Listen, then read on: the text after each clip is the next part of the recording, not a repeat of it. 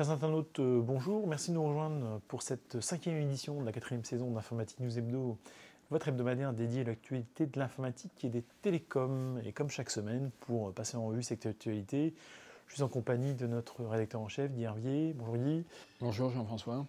Alors, Guy, cette semaine, nous recevons comme invité de la semaine Emmanuel Schupp, qui est le DG France de Citrix, éditeur de logiciels bien connu. Mais avant de vous échanger avec lui, je vous propose, comme chaque lundi, nous passons en revue l'actualité de la semaine. Et le premier sujet qui a retenu votre attention, c'était le top 250 annuel du Syntec, qui fait un peu le point sur la performance des éditeurs de logiciels franco-français. D'ailleurs, sur la notion de franco-français, il y a peut-être débat à avoir avec, j'allais dire, toujours le même gagnant, Dassault Systèmes, et puis un petit nouveau qui monte, qui est simplement Criteo, qui est dans un marché complètement différent, parce que c'est le marché de la publicité sur Internet.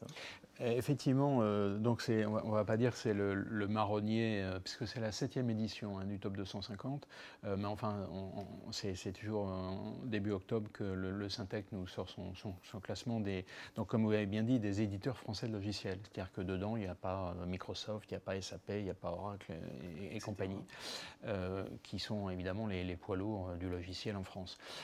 Donc beaucoup de chiffres, 250 sont dans le classement, en fait ils ont reçu plus de 350 réponses, et ils prennent que les 250 premiers. Quelques chiffres pour situer un peu l'ensemble, ça représente 13 milliards et demi d'euros de chiffre d'affaires global cumulé, une croissance de 12%, donc c'est les chiffres d'affaires 2016, on est en octobre 2017, mais c'est la compilation et prend un peu de temps, donc 12% de croissance de 2016 par rapport à 2015, et création sur 2 ans de 8500 emplois, donc voilà, c'est quelque chose d'important. Bon, il faut rappeler, ce classement, il est fait par le Syntec, à l'initiative du Syntec, et il est fait en partenariat avec le cabinet Ernst & Young. Donc, si on veut comparer, parce qu'on le fait chaque année, mais évidemment, le Syntec met en avant le dynamisme du secteur, c'est indiscutable. Il faut resituer un peu les choses, 13 milliards et demi d'euros pour l'ensemble de l'édition du logiciel français. Microsoft, c'est plus de 90 milliards de dollars. Donc, on voit bien... Dans le monde entier, vous voulez dire. Dans le monde entier, oui. Effectivement, si on prend les 3 premiers, on a Dassault Systèmes, qui est le véritable éditeur de classe mondiale en France.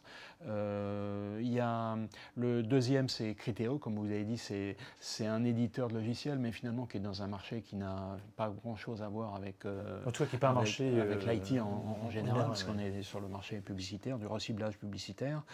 Et puis le troisième, c'est Ubisoft. Ubisoft, c'est les jeux vidéo, donc c'est encore un marché un peu différent.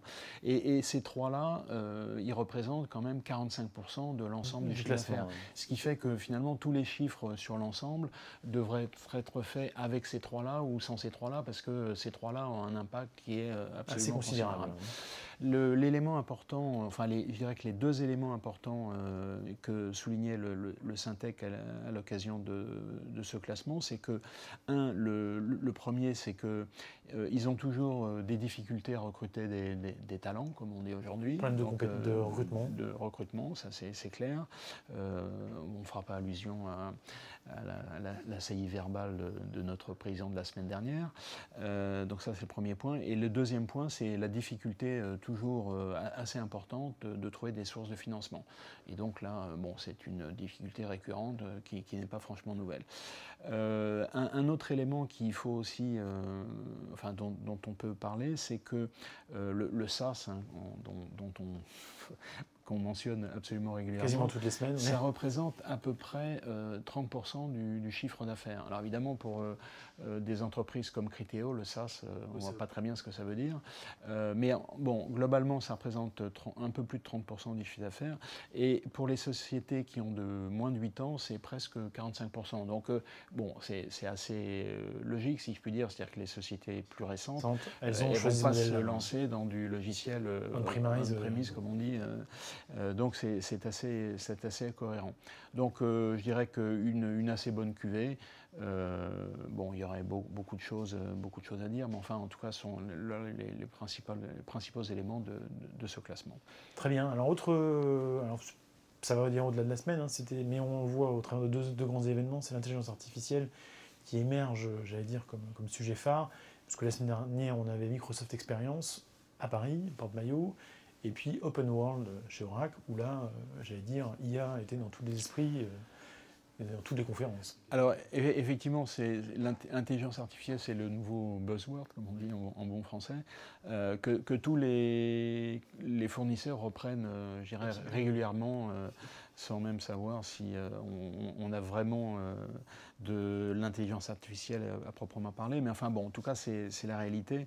Ce qui est sûr, c'est que vous avez pris les deux événements importants de la semaine passée. Donc, les deux fournisseurs, donc Microsoft et Oracle, ont fait une avancée dans ce domaine de manière un petit peu différente. Pour Microsoft, c'était plutôt de parler un peu de stratégie de l'intelligence artificielle. Donc, ils sont déjà impliqués dans le domaine. Donc, ils parlent de deep learning, machine learning et puis technologie cognitive. Donc, c'est les trois piliers qu'ils considèrent comme les piliers de l'intelligence artificielle. Et eux, donc, c'était la mise en avant de l'investissement dans 6 projets de start-up qui sont dans l'incubateur de Station F dans le domaine de l'intelligence artificielle. Donc c'était un peu la présentation de ça. Et à cette occasion-là, ils ont fait faire une enquête auprès des entreprises pour savoir où elles en étaient dans leur projet d'intelligence artificielle. Bon, on en est franchement moins compromis encore. Au tout début. Oui, c'est on-premise, mais dans un autre sens, donc ça c'est clair. Donc ça c'est pour Microsoft. Et en revanche, pour Open World, donc Oracle, qui s'est tenu la semaine dernière à San Francisco, là c'était l'annonce de technologies d'intelligence artificielle qui sont distillées dans l'ensemble des différentes solutions que propose Oracle. Donc c'est dans l'ERP, c'est dans le marketing, les ventes, supply chain, fabrication.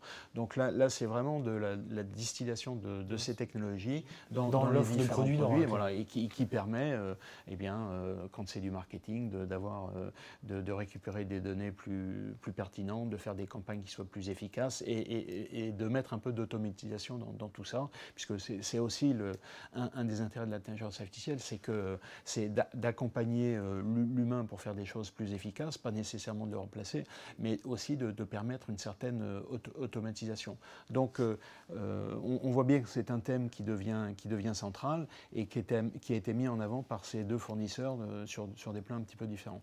Et puis juste une petite allusion, puisque Open World, évidemment avec Oracle, on couvre beaucoup de sujets, et ça a été aussi l'occasion pour Larry Ellison qui faisait son one-man show comme habituel, d'habitude, d'annoncer la nouvelle version de Oracle, la base de données Oracle, parce qu'il faut se souvenir que Oracle c'est un fournisseur de base de données, on l'avait peut-être un peu oublié, mais donc c'est l'annonce de Oracle 18C qui est présentée en gros comme une base de données. Alors évidemment Larry Ellison a fait des comparaisons avec les solutions qui sont proposées sur AWS en mettant en avant ses propres solutions.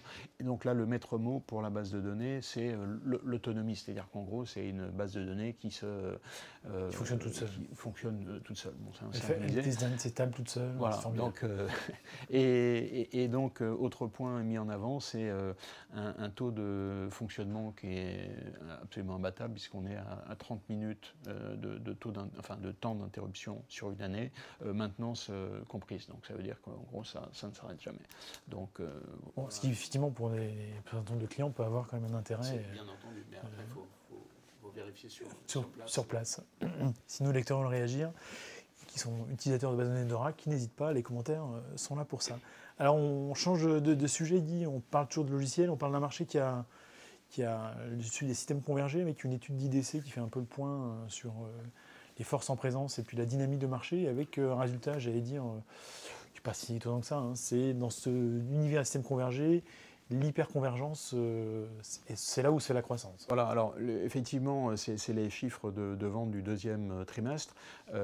Donc on ne s'attarde pas trop aux chiffres par trimestre, mais enfin, ça donne un peu les grandes tendances. Il y a effectivement trois grands piliers. Les systèmes convergés, donc c'est la première génération qui avait été lancée par les systèmes UCS de Cisco. Ensuite, il y a les systèmes intégrés, donc c'est ce qu'on appelait à un certain moment les appliances. Et puis, il y a les véritables systèmes hyper convergés avec, je dirais que le fournisseur phare, c'est Nutanix. Et comme vous l'avez dit, le segment qui évolue le plus rapidement, c'est le troisième. Les deux premiers sont quand même sont des solutions matures qui n'évoluent pas beaucoup. Si on prend l'ensemble, on est donc sur un chiffre d'affaires annuel de 12 milliards de dollars. Et si on compare ça par rapport au marché des serveurs, le marché des serveurs, c'est à peu près 50 milliards de dollars par an. Donc on voit bien que les systèmes donc convergés et hyper convergés, ça représente quand même une part significative, c'est quasiment de l'ordre du quart, donc c'est important. Maintenant, pour ce qui concerne donc ce troisième qui est le plus important, sur le deuxième, on sait que c'est sur les systèmes intégrés, c'est Oracle, hein, avec des solutions comme Exadata qui est numéro 1. Sur le troisième, donc c'est Dell EMC qui a pris la tête avec près de 30% de ce marché, et Nutanix est placé en deuxième position. Sauf que Dell EMC revend des systèmes Nutanix en grande partie, ce qui fait que Nutanix c'est vraiment le leader dans ce domaine. Et donc pour l'instant, c'est un fournisseur qui est indépendant, hein, mais bon, on voit bien qu'il y aurait... Alors si Dell avait les poches suffisamment pleines, il serait peut-être intéressant, on en avait parlé d'ailleurs, de racheter Nutanix. Pour l'instant, ils ont peut-être d'autres chantiers en cours. Il y a d'autres chantiers en cours, effectivement, de rationalisation de choses qui ont été faites ces dernières années. Mais bon, c'est à peu près l'état du marché. Et c'est un marché, donc l'hyperconvergence, ce segment-là, c'est une croissance de l'ordre de 50% par an. Donc ça croît de manière extrêmement rapide. Très bien. Bah écoutez, ça c'était pour l'actualité de la semaine passée. Pour la semaine à venir, un peu plus tard d'ailleurs, hein, on parle d'Orange, qui est de moins en moins un opérateur et de plus en plus un fournisseur de services, puisque ça y est, c'est officiel, Orange Bank, et la banque en ligne d'Orange va être ouverte à toutes et à tous le 2 novembre. Oui, alors c'est Stéphane Richard qui a dit un tweet. Par l'intermédiaire d'un tweet, donc c'est officiel. Donc de plus en plus, les grands patrons, comme les grands dirigeants de ce monde s'adressent directement par les tweets. Donc on l'attendait depuis un certain temps, hein, puisque... Oui, je crois que c'était juin, oui, c'est ça. Prévu donc, initialement. Alors, il y a eu un peu de retard. En fait, c'est suite au rachat de Groupama en 2016, donc Orange avait voulu se lancer dans la banque, Orange Bank, banque avec un K. Hein, oui, c'est plus moderne. C'est mieux. Et donc ça a été un peu... Donc pour l'instant, c'est une banque sur mobile. En gros, c'est la gestion d'un compte de particulier. Il n'y a pas encore de possibilité de crédit, mais a priori, ça peut venir par la suite. Alors, si on fait un tour en arrière, enfin, sans faire l'historique de la banque en ligne, mais on se souvient quand même qu'au départ, avec des sociétés comme Fortuneo et Boursorama, on avait dit les nouveaux entrants vont écraser le marché, et puis bon, ils n'ont rien écrasé du tout. Alors effectivement, tous les grands acteurs ont leur propre offre de banque en ligne, mais je dirais que Ils ont racheté d'ailleurs Fortuneo et Boursorama. Exactement. Mais alors même si les banques sont en train de se remettre en cause, puisque les agences sont de moins en moins utilisées par les clients qui s'y déplacent moins, préfèrent consulter leur compte sur leur smartphone, néanmoins, je dirais la banque traditionnelle existe toujours. Alors pour Orange, comme vous l'avez dit, qui est un opérateur télécom, il ne faut pas l'oublier, donc ils se lancent dans l'activité bancaire. Et ils ont des objectifs qui sont assez ambitieux puisqu'ils visent 2 millions de clients dans les 10 ans qui viennent. Bon, ça peut paraître, puisqu'on dit Orange a 30 millions de clients, mais bon, un client bancaire, c'est pas la même chose qu'un client téléphone. Et on sent bien que finalement, le basculement des clients pour faire appel à un fournisseur dans le domaine de la banque, c'est très important parce que là, la confiance est considérable. Alors, je ne veux pas dire que les gens n'ont pas confiance dans Orange, mais en tout cas, la notion de confiance pour sa banque, c'est quelque chose de majeur. Donc le basculement est quand même, est toujours, il demande un peu de réflexion. Je peux me permettre, j'ajouterai en plus un point, la relation client quand même, qui est un élément important. On n'est pas forcément sûr que ce soit le fer de lance en termes d'image de marque des opérateurs télécoms en général. Alors c'est peut-être mieux chez Orange qu'ailleurs, mais en tout cas, c'est quand même une pierre dans le jardin. C'est sûr, c'est sûr. De ce point de vue-là, d'ailleurs, Orange ne se place pas trop mal. Oui, pas trop mal. Mais c'est sûr que si on compare avec les relations clients dans le domaine de la banque, bon, on est peut-être à des niveaux un peu différents. En tout cas, pour Orange, c'est un investissement important puisqu'on parle de 100 millions d'euros de pertes la première année. Donc, c'est pas un mouvement à court terme, c'est un mouvement à long terme. Et puis, bon, après viendront sur le smartphone, la carte bancaire électronique, enfin, tous les systèmes de paiement, etc. Donc c'est vraiment pour l'instant une offre relativement limitée qui demandera à être étoffée au fil du temps. Très bien, bah écoutez, on aura sûrement l'occasion d'en reparler lors du lancement effectif le 2 novembre.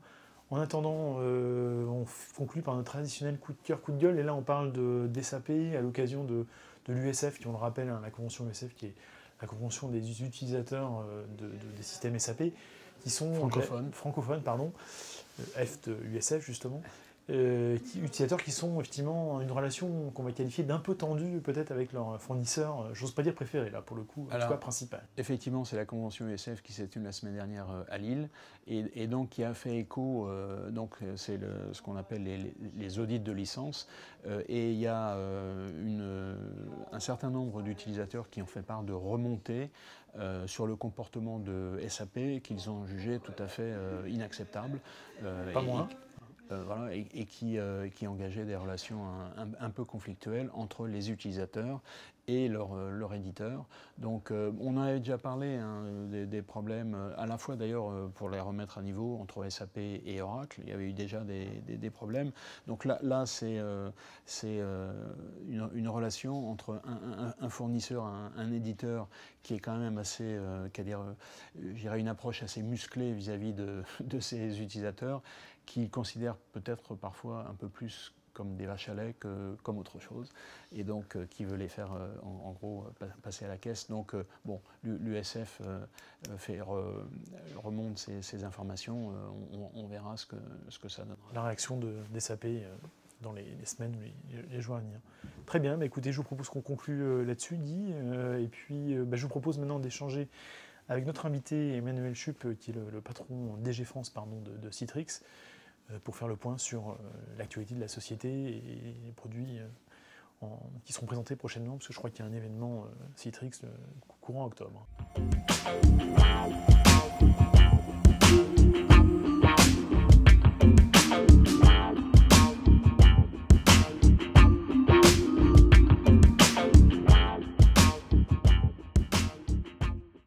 Bien, cette semaine, nous avons le plaisir de recevoir Emmanuel Schupp, directeur général de Citrix France. Emmanuel Schupp, bonjour. Bonjour, merci de votre invitation. La tradition pour l'invité de la semaine, c'est qu'il nous fasse part de son actu de la semaine passée, ou de la semaine ou des semaines passées. Donc, qu'est-ce qui a retenu votre attention ces derniers temps? Alors, il y a pas mal de choses qui se sont passées en fait, ces dernières semaines. Cette semaine était effectivement la grande conférence Microsoft Experience. Donc, qui a regroupé un certain nombre de personnes effectivement intéressées dans le secteur de l'informatique. Moi, j'ai retenu plusieurs choses, mais j'ai retenu quelque chose qui m'avait interpellé, parce que personnellement, j'avais été investi assez fortement, c'était en juillet dernier, dans un procès qui s'est terminé qui était au tribunal de Paris, sous la houlette de la procureure générale de Paris, qui était un procès factice, on va dire, sur tout ce qui était en fait transhumanisme, donc la réalité de l'homme augmenté. La vie éternelle. Alors la vie éternelle ou remplacer un organe sain par un système informatique. Avec ça comme finalité. Exactement. Et évidemment, il n'y a pas de jurisprudence, de loi qui existe aujourd'hui, donc c'était intéressant d'avoir des vrais professionnels. Hein. C'était le cabinet AS qui m'avait invité. Et donc dans le Microsoft Experience, alors qu'est-ce qu'il en sort de ça? Mais c'est qu'effectivement, il y a encore du chemin à faire pour pouvoir effectivement, d'un côté social, mettre en place les mécanismes juridiques pour protéger justement celui qui est un homme augmenté. Alors on est vraiment dans la prospective et dans le futur, mais quelque part on voit que ça commence à arriver avec tous les thèmes qui se sont passés lors de Microsoft Experience, où la majorité dont on était Platinum partenaire en tant que Citrix, Donc on a eu la chance effectivement de pouvoir donner effectivement notre actualité à nous de façon plus fine, mais la majorité des conférences autour de ça, dans tous les grands acteurs du secteur informatique, c'était relativement orienté autour de l'intelligence artificielle. Donc ça a un lien avec ce procès de transhumanisme et ils ont répliqué effectivement plusieurs acteurs du secteur, dont certains clients informatiques, un procès sur effectivement l'intelligence artificielle. C'était un peu le thème générique. Alors, ce qu'il en ressort, c'est la même chose, hein, c'est qu'aujourd'hui, on ne sait pas très bien où ça va. On voit des films de science-fiction il y a quelques années qui se transforment quelque part en réalité maintenant. Donc on se dit qu'effectivement, par rapport à ça, on est à peu près dans le même contexte et que quand on écoute Elon Musk qui dit qu'en 2020, il enverra déjà une première expédition sur Mars pour pouvoir coloniser Mars, on se dit, voilà, ça peut être du fantasque, mais quelque part, on voit qu'effectivement, il y a une vraie réalité. Alors, sans aller jusque-là, ce qui était intéressant, c'était de voir un peu comment tous les acteurs du secteur puissent se présenter et l'approche qu'ils ont sur le marché en termes d'évolution, effectivement, de notre environnement de travail, en fait, dont, effectivement, Citrix fait partie. Très bien. Alors, on va revenir plus spécialement à Citrix, puisque c'est l'objet de notre rencontre aujourd'hui. On ne va pas refaire l'historique de Citrix, hein, mais je dirais en deux mots, à marche forcée, une société qui a été créée en 89, donc ça fait presque 30 ans. Donc au départ, l'idée c'était d'accès à distance de systèmes Microsoft. Donc d'abord ça a été des PC, puis après ça a été Windows NT, s'il y en a parmi nos auditeurs qui se souviennent de Windows NT. Et puis en 2008, il y a eu un virage assez important puisque vous êtes venu à la virtualisation, donc avec des solutions de type Xen App, Xen Desktop, Xen Server. Et donc c'est un peu le contexte dans lequel vous êtes aujourd'hui. Est-ce que vous pourriez nous dire finalement où vous en êtes aujourd'hui en tant que Citrix? Ben, on est toujours à peu près dans le même. Alors, vous avez bien résumé effectivement l'environnement de travail sur lequel on est en train de travailler. On a toujours les solutions qui sont Xen App, Xen Desktop, qui sont la pierre angulaire de l'offre Citrix. Alors, on les a fait bien sûr évoluer depuis 2008. On a effectivement maintenant plus axé sur l'expérience utilisateur. Auparavant, vous aviez des systèmes d'information qui étaient, on va dire, gérés par une DSI centrale, un directeur des systèmes d'information avec son équipe du niveau central, et qui envoyait vers les utilisateurs finaux, donc les gens qui travaillent dans l'entreprise, un certain nombre effectivement d'applicatifs et puis de procédures à respecter pour travailler avec l'outil de la société. Et là, c'est un peu le cheminement inverse. C'est les utilisateurs qui vont vers le système pour demander et appeler les applications dont ils ont besoin. Exactement. Où est-ce qu'on en est dans ce renversement? Est-ce qu'il est abouti ou est-ce qu'il y a encore beaucoup de chemin à faire? Parce que je me méfie un peu quand les fournisseurs disent facilité d'utilisation, facilité de mise en œuvre. On connaît le refrain. Ouais, alors je ne vais pas vous dire que c'est compliqué à utiliser, mais forcément. Mais par rapport à ça, là où on a vu il y a 2 ans à peu près une différence dans l'approche effectivement des solutions Citrix, l'appréhension des solutions Citrix, et ça s'est traduit dans le développement qu'on a fait des produits, c'est qu'effectivement les utilisateurs finaux, ils ont leur mot à dire. Ils utilisent des tablettes, ils utilisent des PC, ils utilisent des smartphones, donc des terminaux qui sont tous différents. Donc il faut adapter l'offre par rapport au terminal qui est utilisé par les utilisateurs. On a 40% de nos clients à peu près qui ont une démarche de Bring Your Own Device. On a à peu près 4000 clients en France actifs chez Citrix. On est depuis 21 ans, on a à peu près 400 000 clients dans le monde entier. Donc on a une expérience utilisateur qui est ressentie par nos équipes de développement. Et maintenant, effectivement, la partie Workspace, l'idée n'est pas juste de déporter un affichage comme on le faisait il y a 20 ans, ou même de publier un applicatif, parce que ça, on va dire, c'est une base qu'on a déjà établie depuis des années. Maintenant, effectivement, c'est comment on fait pour que cette expérience, elle soit la même sur tout l'ensemble des terminaux qu'on peut avoir. Et c'est ça la vraie révolution. Vous voulez travailler de chez vous, vous voulez emmener votre Macintosh, vous voulez emmener votre téléphone Android ou votre Apple, il faut que effectivement, les applications d'entreprise sécurisées et l'accès aux données de l'entreprise sécurisée, elles soient disponibles sur l'ensemble des terminaux que vous emmenez. On parle beaucoup, parce que dans cette approche, là, on parle beaucoup de tout ce qui est donc user experience et design thinking. Est-ce que ce sont des approches que vous mettez en œuvre pour le développement de vos solutions? Absolument. Donc on fait, alors il y a une petite chose qui a évolué depuis pas mal de temps. On fait souvent chez nos gros clients, on fait un survey, donc une étude, un questionnaire des utilisateurs qui utilisent les solutions Citrix. En termes d'ergonomie, en termes de facilité de connexion, en termes effectivement de ressenti sur la rapidité d'utilisation des applicatifs, pas mal de questions. et on les prend et on les met directement dans notre pool de clients. Et après, c'est remonter l'engineering. Et en fonction des remontées des différents utilisateurs, on arrive à adapter effectivement le design et le look and feel de nos solutions. Donc vraiment pour que l'utilisateur ne voit pas de différence entre ce que lui il a envie d'utiliser de manière personnelle. Si vous êtes un fan, pas d'action chez Apple, mais si vous êtes un fan d'Apple, vous avez envie que effectivement, les applicatifs métiers qui vous sont mis à disposition, elles aient un peu la même ergonomie que les applications que vous utilisez tous les jours. Une messagerie, pour faire simple, une messagerie qui est complètement différente de celle que vous utilisez personnellement, ça va poser un problème en termes effectivement de facilité d'utilisation. Très bien. Alors, dans vos présentations, vous mettez en avant ce que vous appelez les espaces de travail numériques ou numérisés, donc en bon français Digital Workplace. Est-ce que vous pouvez expliquer assez succinctement ce que ça représente et surtout quelles sont les technologies sous-jacentes qui permettent de mettre ça en œuvre?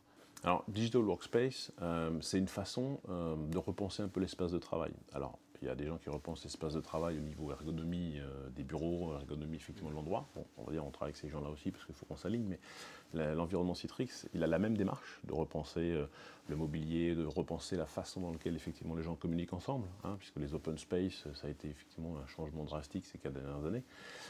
On fait la même chose au point de vue digital, c'est-à-dire que l'espace de travail, il vous est propre. C'est-à-dire qu'on travaille sur une méthodologie contextuelle, c'est-à-dire que chaque personne a besoin effectivement d'applications qui sont différentes les uns des autres. Donc on ne va pas pouvoir standardiser l'ensemble, ou plutôt les utilisateurs ne veulent pas standardiser l'ensemble des espaces de travail. Donc vous avez maintenant 40%, je vous disais tout à l'heure, qui veulent leur premium device. Voilà. Pour une entreprise, c'est obligatoire d'y aller. Si vous voulez effectivement attirer des jeunes talents, attirer des gens qui sont effectivement au fait de la question. Vous ne pouvez pas arriver à un modèle monolithique comme c'était avant, c'est une information unique. Donc le Digital Workspace, c'est effectivement comment faire pour concilier ce que effectivement l'ensemble des utilisateurs veulent utiliser de façon personnelle et que ce soit le mieux intégré dans l'espace de travail informatique, soit protégé. Maintenant, on parlait de la GDPR par exemple, tout ce qui est effectivement loi de programmation militaire, protection des données. Il faut effectivement prendre un certain nombre de critères qui soient au fait de la question et faire en sorte que vous puissiez aller sur Facebook par exemple, parce que vous avez envie d'aller sur Facebook entre midi et 2 avec le même terminal et puis accéder aux données d'entreprise brevetées par exemple. Donc il y a une étanchéité et puis il y a effectivement après une facilité de passer d'un environnement à l'autre. Et alors justement, est-ce que ça met en œuvre l'ensemble des technologies Citrix pour mettre tout ça en musique, ou est-ce que c'est juste une partie? Est-ce que vous pouvez l'expliquer un petit peu? Alors, il y a quelques années, alors chez Citrix, on a toujours des lignes de produits très fortes qui sont la virtualisation d'applicatifs, la publication d'applications. Donc c'est le métier de base Citrix, ça représente à peu près 60% du chiffre d'affaires de Citrix dans le monde, et en France on est à peu près dans les mêmes ratios. Le reste étant très axé sur la partie sécurité, puisque l'accès aux données, on est au centre du système. Et on s'est aperçu que pour redéfinir l'espace de travail, en fait, on n'était plus sur une seule partie de la solution Citrix, il faut mettre ensemble l'ensemble des solutions Citrix. Au départ, c'était très siloté, puisque chaque applicatif qu'on avait, ou chaque solution qu'on avait c'était pour résoudre une fonction donnée. Maintenant, le Digital Workspace, comme on l'a dit, justement l'espace de travail, ça regroupe l'ensemble des solutions Citrix. L'ensemble des solutions Citrix s'appelle Workspace Suite chez nous. Donc on a effectivement une suite logicielle et un peu de hardware au niveau sécurité des accès pour pouvoir effectivement garantir l'étanchéité des systèmes d'information entre eux. Vous avez expliqué que finalement les utilisateurs étaient de plus en plus impactés par tout ça, mais malgré tout, vous, en tant que fournisseur IT, votre principal interlocuteur, c'est le DSI de l'entreprise. Est-ce que pour autant, quand vous travaillez sur un projet dans une entreprise, est-ce que vous avez également des utilisateurs qui sont embarqués pour dire un peu leur avis sur la question et sur le projet qui est... Exactement. Le DSI, c'est quand même lui qui est garant du système d'information et de la sécurité de l'information. Il faut que ça fonctionne. Il faut que ça fonctionne, oui. Parce que sécurisé. Alors sécurisé, ça c'est le leitmotiv du moment. Mais le DSI, il n'est plus tout seul à décider. Avec tout le respect que j'ai pour l'ensemble des DSI, c'est eux qui sont le garant effectivement du système d'information. Et si jamais ça ne marche pas, tous les utilisateurs vont commencer par aller voir la DSI pour se plaindre. Mais quelque part, la décision d'implémenter une nouvelle fonctionnalité, une nouvelle application, souvent elle est faite pour des besoins business. C'est plus la DSI qui décide et puis qui dit voilà, c'est ce que vous allez utiliser pour travailler maintenant. c'est plutôt, on va dire, on rencontre pas mal de personnes en fait, ou pas mal de postes maintenant qui sont le lien entre les utilisateurs finaux et la DSI. Donc ils ne sont pas franchement des profils techniques à 100%, parce que c'est quand même une bonne connaissance, mais qui ont une connaissance métier. Et c'est la différence effectivement par rapport à il y a quelques années où la DSI était vraiment le pivot central. Je crois que le rôle du DSI est important puisqu'il doit comprendre et organiser effectivement les besoins du système d'information comme une force pour l'entreprise et puis pour un centre de coût comme c'était auparavant. Donc on a deux types d'interlocuteurs. Le DSI toujours, c'est le premier point de contact, c'est le référent, c'est le gardien effectivement de tout ce qui est déjà actif dans l'entreprise, le legacy, comme disent les Américains. On ne peut pas juste passer d'un modèle à un autre sans effectivement qu'il y ait une transition, ça c'est la vérité de la palisse. Et puis, donc il est quand même le garant de l'ensemble des fonctionnalités de l'entreprise au niveau du système d'information. Et puis après, c'est les gens qui font, alors il y a plusieurs fonctionnalités, plusieurs types de fonctions qui existent, mais le digital officer, la transformation numérique, la personne qui est en charge de la transformation numérique, qui va plutôt prendre le système d'information et en faire une force pour l'entreprise. Très bien. Vous avez annoncé, on change un tout petit peu de sujet, vous avez annoncé il y a quelques semaines, enfin très récemment, que votre offre Citrix Cloud, qui était jusqu'à présent principalement centrée sur les États-Unis, s'ouvrait à l'Europe. Alors la motivation évidemment c'est de couvrir le globe de manière beaucoup plus large, mais est-ce que vous pouvez expliquer un petit peu les motivations qui vous ont poussé à faire ça? Et je suppose que parmi elles, on a déjà abordé le sujet, mais la fameuse GDPR qui s'impose un peu à tous et dont on sait que la date limite c'est mai 2018 joue un rôle important. Donc est-ce que vous pouvez nous donner quelques explications là-dessus? Alors effectivement, historiquement Citrix on vendait comme beaucoup d'éditeurs, des licences perpétuelles sur site. Parce que les clients l'hébergeaient, étaient propriétaires de ces licences et faisaient tout ce qui était upgrade, tout ce qui était effectivement maintenance en relation avec nous ou un partenaire.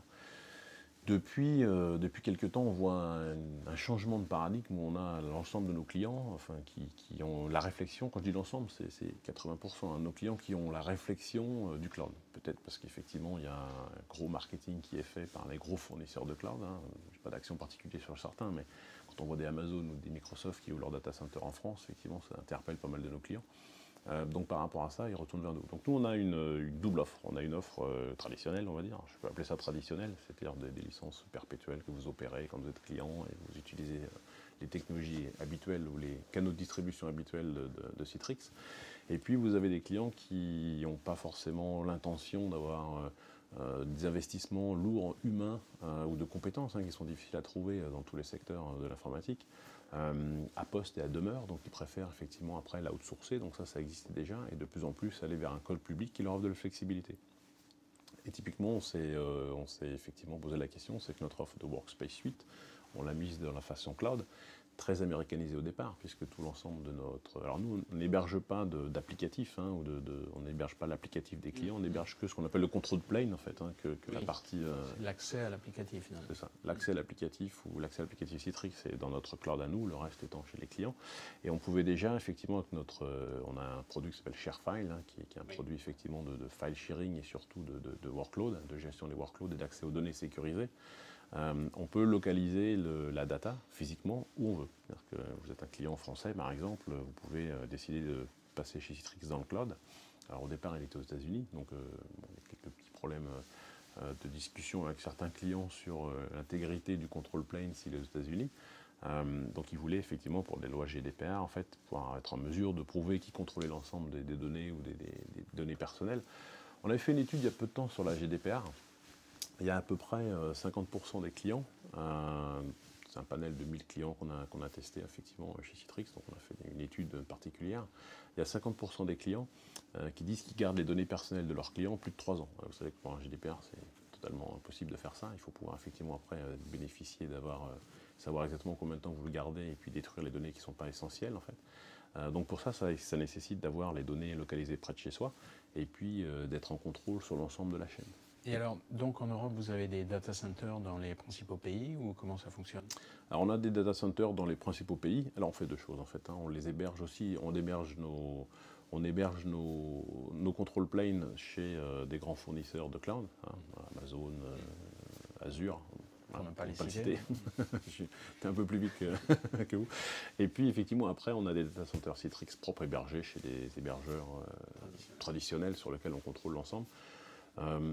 juste parce qu'il y a des sociétés qui ont des accords avec ces grands clouds publics et qui veulent effectivement avoir un bout en bout. Donc l'objectif, c'est de couvrir le plus large possible, finalement, c'est un peu ça. Oui, tout à fait. On va terminer sur une note d'actualité. Donc vous organisez prochainement, je crois que c'est le 19 octobre à Paris, votre conférence Synergie Unplugged, en bon français. Quels seront les principaux thèmes cette année? Alors, donc c'est un after work qui est le 19 octobre. On a effectivement demandé au CTO Citrix de venir nous aider en fait à donner un petit peu les perspectives. Donc on a deux grands thèmes. Donc c'est un peu la roadmap, si je puis dire, c'est ça? Exactement. Oui. C'est un peu prospective et le roadmap, ok. C'est plutôt. Donc en fait, il y a des démonstrations techniques. On a effectivement un certain nombre de fournisseurs et de partenaires qui sont avec nous, qui vont démontrer leurs solutions. Il y a deux choses. Il y a effectivement la partie workspace, un digital workspace, pour reprendre le terme qu'on a utilisé tout à l'heure, où on va effectivement montrer des choses un peu innovantes sur comment on va gérer un espace de travail à la fois personnel et pas personnel, en utilisant tous les devices qu'on va pouvoir, ou tous les terminaux qu'on va pouvoir récupérer sur le marché. Donc on a un partenaire avec Samsung par exemple, qui vont venir avec nous effectivement lors de ces événements, Microsoft aussi. Donc par rapport à ça, on a effectivement l'espace de travail qui va rester le cœur. Et l'autre gros sujet va être l'accès aux données sécurisées, dans lequel on va pouvoir effectivement montrer l'ensemble des solutions Citrix. On aura ce qu'on appelle un EBC, Executive Briefing Center. Donc on a une palette de démonstrations qui vont être ouverts avec des sessions particulières par thème. Donc les deux gros thèmes, c'est toujours le Digital Workspace sur la partie espace de travail et puis sur la partie sécurité et l'accès aux données. Très bien, écoutez, on va rester sur cette note d'actualité. Je pense que tous les utilisateurs, les DSI qui iront à cette conférence auront déjà, ce sera un peu une piqûre de rappel puisqu'ils seront peut-être passés par les assises de la sécurité. La semaine prochaine, tout à fait. Ils seront bien armés sur le sujet. Donc Emmanuel Schupp, merci beaucoup. Merci beaucoup. Eh ben, merci à vous Emmanuel Schupp, merci Guy pour cette interview. Merci à vous, chers internautes, de nous avoir suivis. Je vous propose de nous rejoindre la semaine prochaine, même lieu, même heure, pour une nouvelle édition d'Informatique News Hebdo. À très bientôt. Merci.